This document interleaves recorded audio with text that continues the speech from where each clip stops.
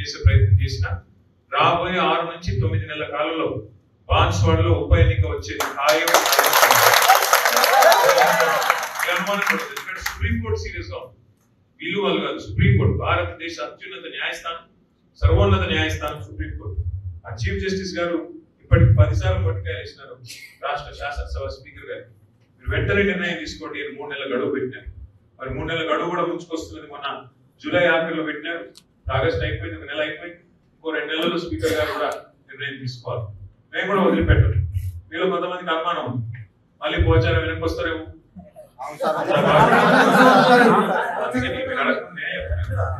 నేనేం చెప్తున్నా మీకు మీరు ఒకటే గుర్తుపెట్టుకోండి, ఈ 2-3 నెలలు ఆ గడువు ముగిసిన తర్వాత ఖచ్చితంగా సుప్రీంకోర్టుకు మళ్ళీ ఒక స్పీకర్ గారు సానుకూల నిర్ణయం తీసుకొని ఎస్ వీళ్ళందరూ పార్టీ మారినారు, వీళ్ళ మీద వేటు వేయవలసిందే అని స్పీకర్ గారు నిష్పక్షపాతంగా కనుక నిర్ణయం తీసుకుంటే సంతోషం.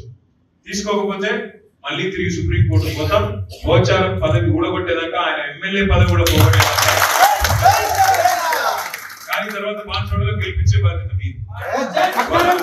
మీరందరూ ఇన్ని మాటలు చెప్పినారు. ఏమన్నారు సార్, మరి ఇట్లుంది అట్లుంది, అరాచకం ఉంది, ఇట్లుంది అట్లుందని చెప్తున్నారు. మరి ఇది ఇక్కడ మాటల్లో నాకు చెప్తే కాదు కదా, ప్రజల్లో రేపటి రోజున మన శక్తి ఏందో, ఆయన మీద ఉన్న నిరసన ఏందో తప్పకుండా చూపెట్టాల్సిన బాధ్యత మన మీదనే ఉన్నది. ఇవాళ పోచారం